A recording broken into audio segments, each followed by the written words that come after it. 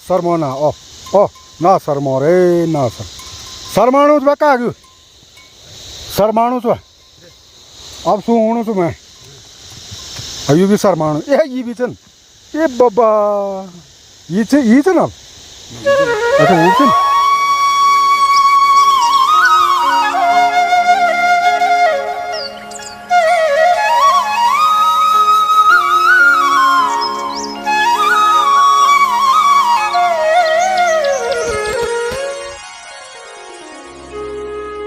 नमस्कार, जय हिंद। मेरा नाम है बाबा भाई और आप देख रहे हैं बाबा भाई ऑफिशियल। देवभूमि, धर्मभूमि, योग भूमि उत्तराखंड की इन खूबसूरत वादियों में बसा ग्राम किणजानी से बाबा भाई ब्लॉग में आपका स्वागत। तो चलिए दोस्तों, सबसे पहले आज के मौसम की बात करते हैं। और आज का मौसम आप देख ही रहे हैं, खिलखिलाती हुई धूप लगी हुई है। कल रात को काफ़ी तेज़ बारिश हुई है, बिजली गरजी और बादल बरसे भाई, डर लग रहा था रात को। लेकिन अभी देख रहे हैं आप, काफ़ी खुशनुमा माहौल मेरे चारों तरफ जो है देख रहे हैं आप, धूप लगी हुई है। और मैं आ रखा हूँ आज अपने पैतृक गांव में। बहुत बदल चुका है गांव, क्या सामाजिक लिहाज से, क्या भौतिक लिहाज से, क्या भौगोलिक लिहाज से, हर तरह से बदल चुका है। तो मैं इन सभी चीज़ों का जायज़ा लेकर के और वीडियो के माध्यम से आप लोगों को बताना चाहूँगा। और इन गांव की गलियों में जो हमने बचपन गुजारा वो मैं आपको दिखाऊंगा, उनके बारे में बताऊंगा। गांव के जो खेत खलियान हैं, हमारे जो खेत खलियान थे, वो मैं दिखाऊंगा। और अभी मैं जा रहा हूँ, जो हमारी प्राइमरी स्कूल थी, स्कूल जाने का एक रास्ता है, जिस रास्ते से हम बचपन में स्कूल जाया करते थे, अभी भी उन रास्तों में हम अपने पद चिन्हों को ढूंढते हैं। तो चलिए, आपको लिए चल रहा हूँ मैं उसी रास्ते पे। काली जी नमस्कार। ठीक ठाक हाँ, तबियत ठीक ठाक भैया? पौरपुर मुझे कहोगे बोल सुधीश चंद्रनगर दें। अच्छा,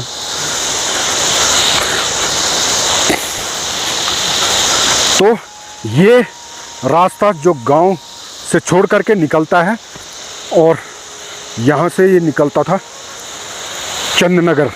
और हमारी प्राइम हला के यू कैक्स रे। अच्छा, तो गाँव से बाहर लेना है। और एक रास्ता ये जाता था यहाँ से घराट के लिए, जहाँ हमारे घराट हुआ करते थे। और ये रास्ता जाता था हमारी प्राइमरी स्कूल में। और साथ ही साथ जो आगे का रवा गांव है, मतलब हमारे गांव का पार्ट है, वहाँ जाने वाला ये रास्ता। तो ये सामने एक पुल दिख रहा है, ये क्षतिग्रस्त हुआ है और इसका जो है रिपेयर होना है।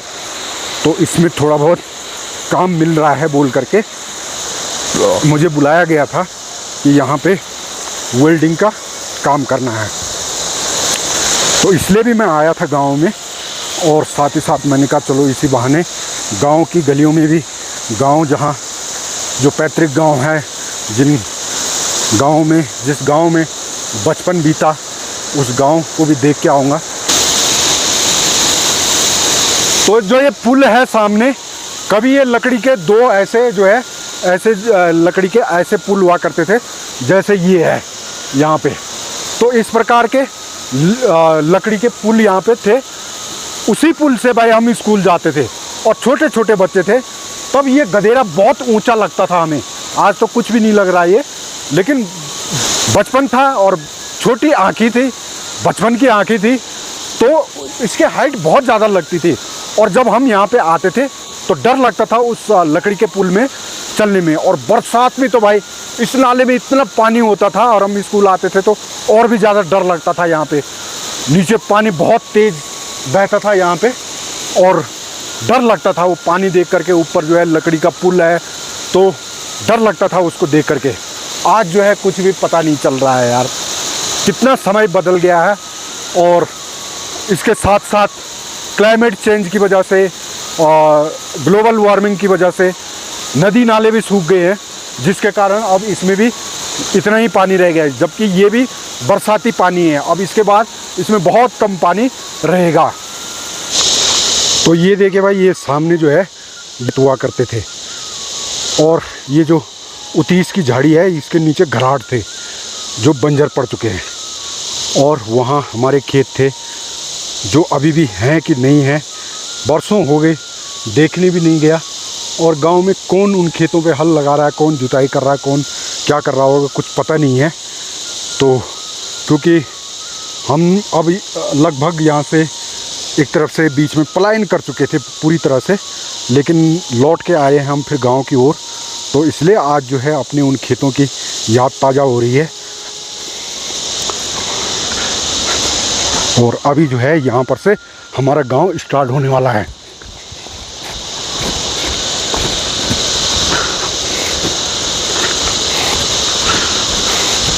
और ये है भाई यहाँ पे हमारा जो है बाप दादाओं के ज़माने से ये धारा, पानी का धारा, हम पैदा भी नहीं हुए थे तब से, मतलब ये तब उससे कई बरसों से पहले से ये पानी का धारा यहाँ पे मौजूद है। पहले यहाँ पे एक टंकी भी थी, और ये थोड़ा सा अब जो है इस पर टाइल्स वाइल्स लगा के काफ़ी बढ़िया बना दिया, लेकिन पहले ऐसा नहीं था। पर पानी इसमें जब हम पैदा हुए थे, जब से हमने होश संभाला, तब भी इतना ही पानी देखा इसमें, और आज भी इतना ही पानी देखा। और ये देखो बच्चे लोग नहाने के लिए आ रखे हैं यहाँ पे। ये देख गोलू मोलू यहाँ पे नहाएगा भाई, है गोलू? क्या है तेरा नाम? शिवम। के पापनो क्या चर? दशरथ। अच्छा, ये का प्रणाम, नान प्रणाम बोल, आयुष्मान बोल। अबे तू का छो भाई? हला रे तो का जा का बोलने मैं तू हला रे हैं अया कोते दी दे हैं जुए वाली तू के ज्ञान चर। अच्छा तू इन ताऊ बनवा। तो ये है भाई हमारा पूर्वजों का धारा यहाँ पे, जो पूरे गांव का पानी यहाँ से पहले, पूरे गांव के लोग पहले यहाँ से पानी लेते थे। तो आज भी हमें अपने इस पानी के स्रोत पे भाई बड़ा गर्व है, क्योंकि ये देखो अभी भी इसमें पूरा पानी आ रहा है। तो चलिए आगे बढ़ते हैं। और ये गूल भाई, ये भी हमने जो है जब से होश संभाला है ऐसे के ऐसे इसको देखा है भाई। ये गांव का सबसे पुराना मकान है भाई। और ये चौक यहाँ पे, जब हम छोटे छोटे हुआ करते थे तो यहाँ ड्रामा वगैरह हुआ करता था, सांस्कृतिक कार्यक्रम हुआ करते थे, और यहाँ रिहर्सल घर हुआ करता था। यहाँ इसमें भी रिहर्सल घर हुआ करता था, सीन घर जिसको बोलते हैं, सीन घर। और यहाँ पे रामलीला ड्रामा होती थी भाई। तो ये वो मकान, सबसे पुराना मकान। और एक मकान ये सबसे पुराना मकान है भाई। और ये जिनका ये मकान है वो अब रवा खोला में रहते हैं, रवा मोहल्ला उनका बन चुका है, तो वहाँ रहते हैं। अब हैं भी नहीं भी हैं पता नहीं। मैं आपको इस पे एक और चीज़ दिखाता हूँ। बहुत पुराना मकान है ये, गांव का सबसे पुराना मकान, ये देख सकते हैं आप। मतलब लगभग 150 साल के आसपास होगा भाई ये गांव। हमने जब होश संभाला था तब भी इस पर कोई नहीं रहता था। बीच बीच में यहाँ लोग आते थे, लिपाई पुताई करते थे, लेकिन रहता यहाँ कोई नहीं था। और आज भी ये ऐसे। और देखो कितने छोटे दरवाजे हैं भाई। ये देखो यहाँ से ताला भी लगा हुआ है, और यहाँ से अंदर जाना है। तो पहले के लोग भाई बड़े बड़े हुआ करते थे, और इतने छोटे छोटे दरवाजों में कैसे घुसते होंगे, ये भी एक रिसर्च का विषय है भाई। देखिए आज जो है मतलब ग्राउंड फ्लोर के जो कमरे होते हैं उसकी जितनी हाइट होती है उतनी तो ये 2 मंजिले मकान की हाइट है। तो देख रहे हैं। और जो चीज़ मैं आपको इस पर दिखा रहा था वो है ये मधुमक्खियाँ। इस पर भाई लोग नहीं रहते हैं, लेकिन मधुमक्खियाँ इस पर मैंने जब होश संभाला था तब भी मैंने इस पर ये मधुमक्खियाँ देखी थी। और आज भी मधुमक्खियाँ इस पर मौजूद हैं। मतलब लगभग 40-45 साल से मैं इस पर मधुमक्खियाँ देख रहा हूँ, और इस घर को देख रहा हूँ भाई। ये दरवाज़ा देखो, यहाँ भी ताला लगा हुआ है। ये ऊपरी मंजिल है और यहाँ भी ताला लगा हुआ है। पुराने ज़माने में भाई राशन जो फसल होती थी उसको रखने के ये इस प्रकार के रिंगाल के बने होते थे। ये भी काफ़ी पुराना है भाई। ये भी लगभग मुझे लग रहा है 40-50 साल पुराना तो होगा ही भाई ये टोकरा भी। कोन्ना बोलते थे इसको। तो ये देखिए कितना जो है। और आज अब अगर इसके बाद अगर ये मकान ख़त्म भी हो गया, लेकिन मेरे यूट्यूब पे ये मकान मौजूद रहेगा, आबाद रहेगा। देख अब इस पे पता कितने कमरे हैं। एक कमरा ये है, एक कमरा ऊपर है, 2 ही कमरे हैं इस पे। जबकि यहाँ बगल में भी था, वो खंडर हो चुका है। इसका लोगों ने रख रखाव किया है, और रख रखाव इस पे ज़्यादा नहीं किया है भाई। ये उस समय की शैली से बना हुआ है और पत्थर और मिट्टी से बना हुआ है। तो इतनी मजबूती से और इतने अच्छे इंजीनियरिंग से बना हुआ है कि इसकी जो ये ऊपर पठाल है, ये कभी खोलने की ज़रूरत नहीं पड़ी है, या कभी दोबारा लगाने की इसको ज़रूरत नहीं पड़ी है, या इस पर किसी प्रकार का जो है वो करने की ज़रूरत नहीं पड़ी है।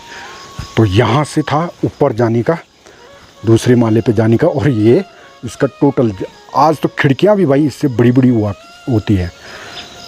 आज खिड़कियाँ भी इससे बड़ी बड़ी होती हैं, जितना बड़ा ये मेन दरवाज़ा है।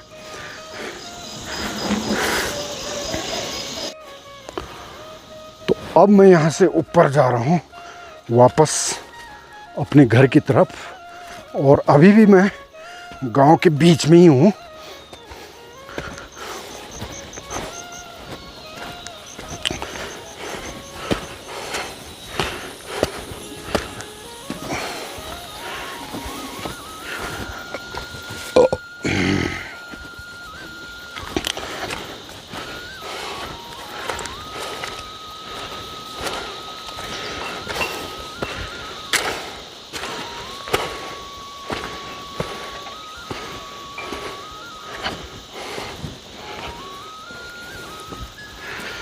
एक घर और है यहाँ पे। इसकी आय भी लगभग भाई उतनी ही होगी, 150 साल के आसपास, और उसी शैली में बना हुआ।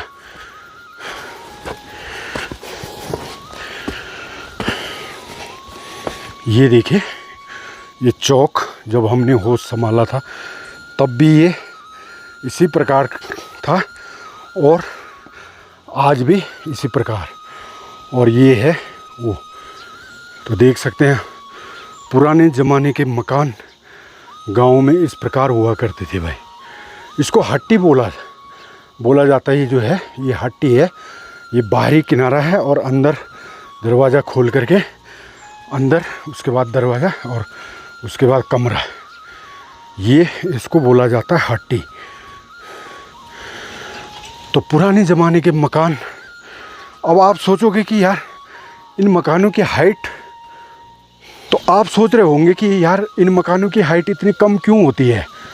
तो बता दूं कि आज से 20 साल पहले तक यहाँ जो बर्फ़ पड़ती थी वो लगभग 2 महीने तक रहती थी, और 20 साल से पहले यानी कि 30 साल 40 साल पहले तक जब बर्फ़ पड़ती थी तो लगभग 4 महीने तक बर्फ़ रहती थी। तो बर्फ़ यानी कि ठंडा बहुत ज़्यादा होता था। तो लोग क्या करते थे, इतने छोटे छोटे मिट्टी पत्थर के मकान बनाते थे, और ये मकान खूब गर्म हुआ करते थे।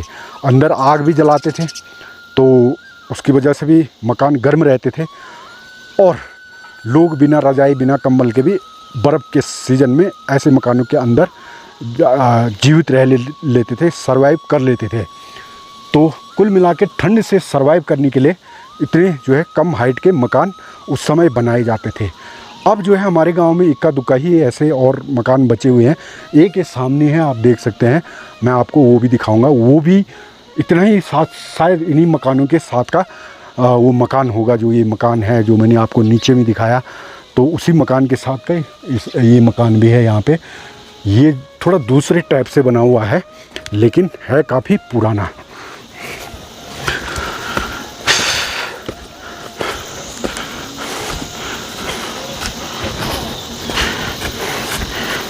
तो ये है वो मकान, लगभग इसकी आयु भी 150 साल से ऊपर।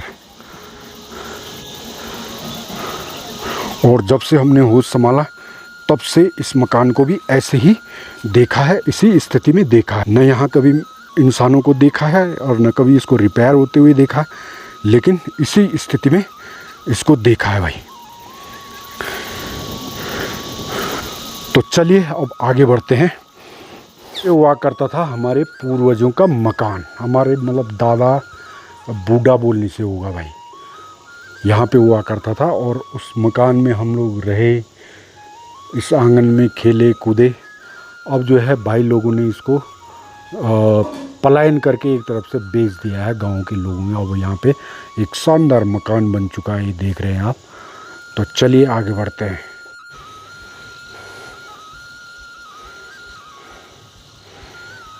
तो यहाँ पे देखिए बिल्ली घास खा रही भाई। तो बिल्ली या कुत्ता अगर घास खाए तो समझ लो वो बीमार है और अपना दवाई खुद